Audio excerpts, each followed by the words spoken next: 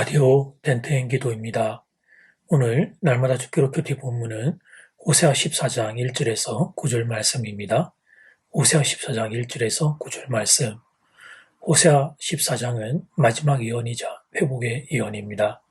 14장은 두 부분으로 나뉘어지는데 첫째 부분은 1절에서 3절까지 회개의 초대입니다. 둘째 부분은 4절에서 8절까지로서 회복의 약속입니다. 하나님은 이스라엘 백성에게 먼저 회개를 촉구하고 그 다음 회복을 약속하십니다. 첫 번째, 회개의 초대. 1절 말씀입니다. 이스라엘아, 너희 하나님 여호와께로 돌아오라. 네가 불의함으로 말미암아 엎드러 졌느니라. 백성들에게 회개를 촉구하는 것이 이번이 처음은 아닙니다. 호세아에서 회개를 촉구하고 있는 대표적인 구절이 있다면 6장 1절 말씀입니다. 오라, 우리가 여호와께로 돌아가자. 여호와께서 우리를 찢으셨으나 도로 낫게 하실 것이요 우리를 치셨으나 싸매어 주실 것입니다.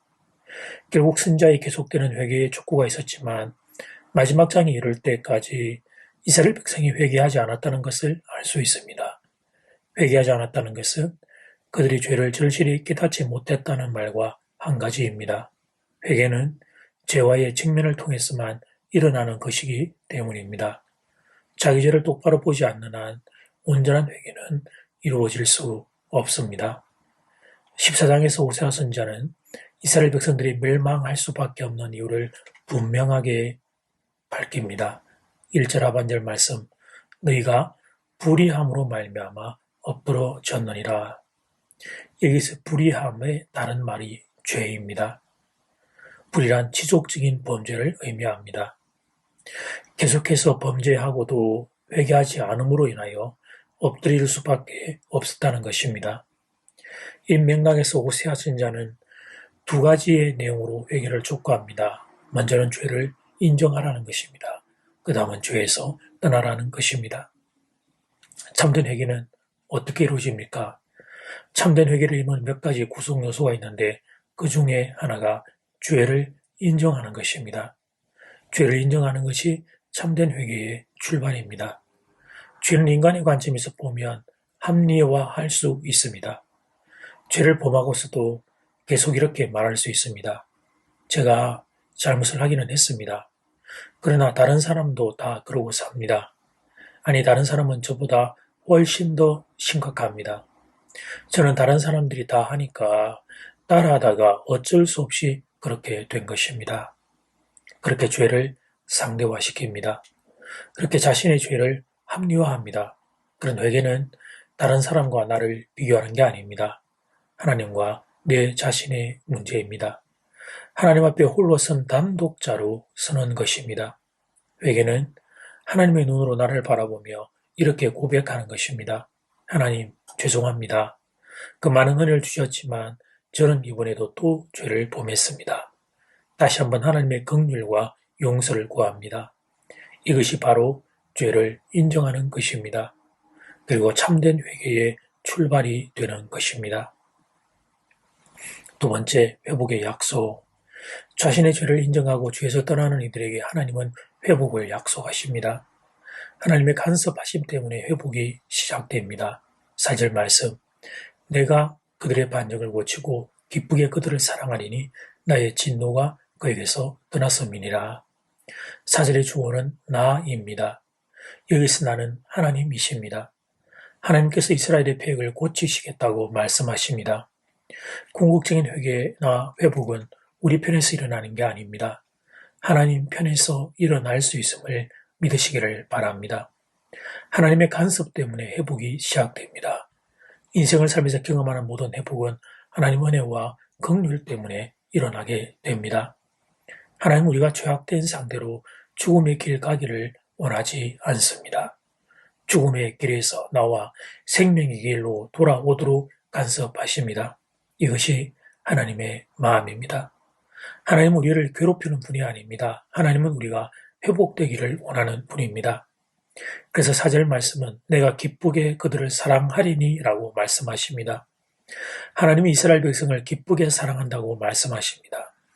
창조주라는 입장 때문에 성경에서 과거에서 했던 말이 있어서 어쩔 수 없이 이스라엘을 회복시키는 게 아닙니다. 사랑하기 때문입니다. 이스라엘을 사랑하기 때문에 회복을 약속하는 것입니다. 아마도 호세아 선지자는 이 예언을 선포하면서 자신의 처지를 생각했는지 모릅니다. 바람 피운 아내, 호세아 아내 고멜이 얼마나 추한 인생입니까? 하나님께서는 그런 아내를 버리지 말고 데리고 살라고 하셨습니다. 그런 아내와 함께 사는 호세아의 심정이 어떠했을까요? 한두 번도 아니고 계속적으로 바람을 피우는 아내를 호세아 선지자는 어떤 마음으로 사랑했을까요? 하나님이 데리고 살라고 하니까 데리고는 산다. 그러나 거기까지다. 나는 너에게 내 마음을 줄 수는 없다. 하나님 명령이니까 어쩔 수 없이 데리고 산다. 어쩌면 그런 마음이었는지 모릅니다. 아내에게 이렇게 말은 하지 않아도 호세아 본인의 마음에는 이런 생각이 있었을 수도 있습니다. 아니, 나중에는 마음이 바뀌어 온전한 사랑을 하게 되었다 하더라도 바람피고 도망간 아내를 데리고 오던 첫 순간은 이런 생각이 있었을 것입니다. 그런데 하나님은 이스라엘 백성을 그렇게 대하지 않으십니다. 하나님이 싫다고 그토록 도망치고 또 도망쳤던 이스라엘 백성들인데 하나님을 버리고 우상을 숭배하던 어리석은 인생들인데 그런데 그런 이스라엘 백성을 기쁘게 사랑한다고 말씀하십니다. 어쩔 수 없어서 회복을 약속하는 게 아니라 사랑하기에 회복을 약속한다고 말씀하십니다. 사랑하는 여러분, 여기에 우리의 희망이 있는 것입니다. 우리의 선함이 아니라 하나님의 넓은 사랑과 긍휼에 우리의 희망이 있는 것입니다. 하나님께 다시 돌아갈 면목이 없지만 그래도 우리가 하나님을 향해 갈 수 있는 것은 하나님은 긍휼이 풍성하신 분이기 때문입니다. 우리를 사랑하는 분이시기 때문입니다. 우리에게 회복을 주고 싶어하는 분이시기 때문입니다. 이제 첫 번째 기도 시간입니다. 받은 말씀과 개인 기도 제목을 가지고 함께 기도하는 시간입니다. 이 시간 다 함께 마음을 모아 주님 앞으로 나아가겠습니다.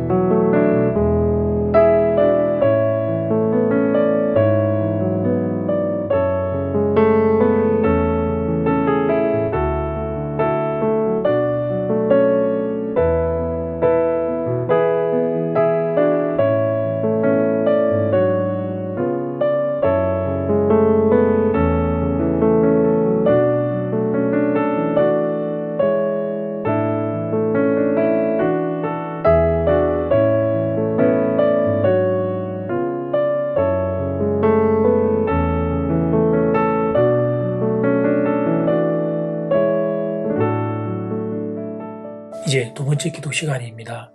잠언 1번 회개의 초대. 참된 회개는 죄를 인정하는 데서부터 시작됩니다.